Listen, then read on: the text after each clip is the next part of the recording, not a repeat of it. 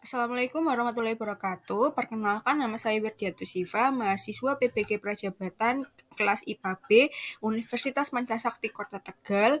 Di sini saya akan mempresentasikan mengenai elaborasi pemahaman, yaitu UBD sebagai kerangka kerja kurikulum pada mata kuliah perencanaan dan pengembangan kurikulum di topik 2. Di sini saya akan melakukan analisis terhadap kelompok 4 yang membahas mengenai tahapan kedua dari UBD atau Understanding by Design, yakni menemukan bukti yang dapat diterima atau asesmen atau penilaian.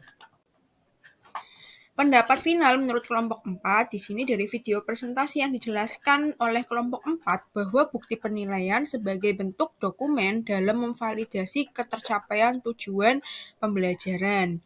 Nah, bukti pembelajaran ini bisa berupa penyusunan dan penilaian tugas kinerja, serta penilaian kinerja dalam bentuk asesmen formatif dan sumatif. Nah, pengumpulan bukti penilaian harus mempertimbangkan berbagai metode penilaian, seperti yang pertama melalui metode proyek, kuis, tes, petunjuk akademik, observasi, pekerjaan rumah, serta jurnal yang disesuaikan dengan tujuan pembelajaran. Di sini nanti peserta didik juga dapat menilai sendiri melalui penilaian diri atau penilaian teman sejawat. Di sini saya membandingkan hasil presentasi dari kelompok 4 dengan sebuah buku karya Wiggins Green McTee yang berjudul Understanding by Design.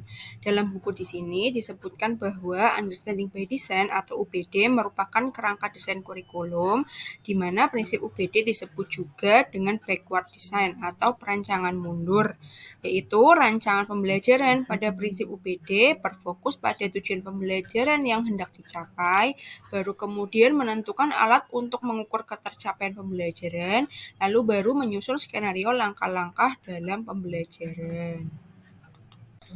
Di sini 3 tahapan dari Understanding by Design, yaitu yang pertama ada Identify Desired Result. Tahap pertama yaitu mengidentifikasi hasil sebagai tahap untuk menentukan tujuan pembelajaran. Lalu pada tahapan yang kedua, di sini adalah determine acceptable evidence. Pada tahap kedua, menentukan bukti yang dapat diterima oleh peserta didik yang telah memiliki pemahaman yang sesuai dengan harapan guru. Nah, cara guru untuk mengetahui bahwa peserta didik telah memenuhi tujuan pembelajaran yaitu melalui asesmen, seperti asesmen yang dilakukan di awal dan asesmen yang dilakukan selama pembelajaran berlangsung, dan juga bisa asesmen yang dilakukan pada akhir pembelajaran, yaitu bisa asesmen formatif dan sumatif. Nah, beberapa tipe asesmen formatif contohnya adalah tanya jawab, observasi, esai, bermain peran, proyek, kuis, jurnal, dan lain sebagainya. Lalu ada tahap ketiga, di sini adalah plan learning, experience, and instruction. Di sini tahap ketiga merencanakan pengalaman belajar dan menginstruksikannya, yakni dengan melakukan perencanaan kegiatan pembelajaran pada bagian strategi, metode, dan aktivitas selama pembelajaran yang tepat untuk mencapai tujuan dari pembelajaran tersebut.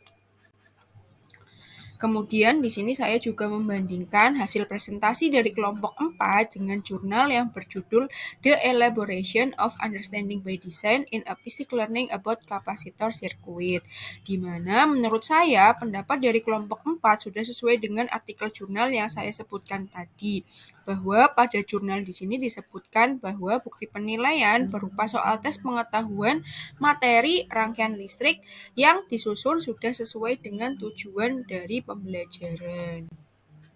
Nah, pada jurnal di sini menjelaskan bahwa bagaimana langkah untuk merumuskan penilaian pembelajaran yang diawali dengan guru harus berpikir seperti penilai, sehingga penyusunan asesmen dibuat sesuai dengan tujuan pembelajaran.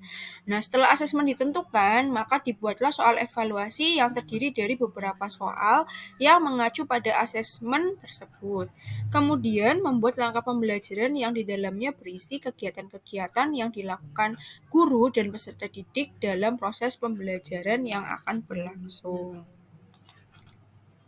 Nah, kemudian di sini saya juga membandingkan hasil presentasi dari kelompok 4 dengan jurnal kedua yang berjudul dengan Understanding by Design in a Teaching English as a Foreign Language at SMKN 2 Surakarta, a case study. Di sini disebutkan bahwa menurut saya pendapat dari kelompok 4 sudah sesuai dengan artikel jurnal yang sudah saya sebutkan tadi, di mana pada artikel jurnal disebutkan bahwa guru dalam menentukan bukti penilaian itu sudah sesuai dengan tujuan pembelajaran yang sudah disusun, yaitu penilaiannya di sini ada 3 jenis, ada asesmen diagnostik, ada penilaian formatif, ada juga penilaian sumatif. Hasil penelitian pada jurnal menyebutkan bahwa guru telah menerapkan asesmen diagnostik di awal pembelajaran pada pertemuan pertama. Nah, asesmen diagnostik ini digunakan untuk menganalisis kompetensi awal dan pemahaman peserta didik yang dilakukan melalui aplikasi Quizzes.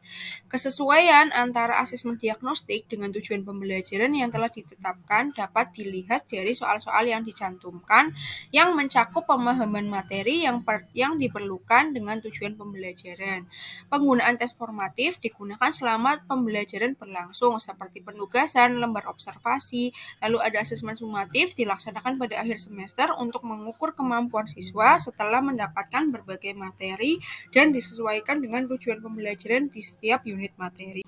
Di sini sumber literatur yang saya gunakan yaitu ada 2 jurnal dan 1 buku. Jurnal pertama ditulis oleh Rosanti dan kawan-kawan dengan judul The Elaboration of Understanding by Design in a Physics Learning about Capacitor Circuit. Lalu jurnal yang kedua ditulis oleh Susanti dan kawan-kawan dengan judul Understanding by Design in a Teaching English as a Foreign Language at SMK Negeri 2 Surakarta. Lalu ada buku yang ditulis oleh Wiggins and McTee yang berjudul Understanding by Design. Sekian presentasi dari saya, kurang lebihnya saya mohon maaf. Wassalamualaikum warahmatullahi wabarakatuh.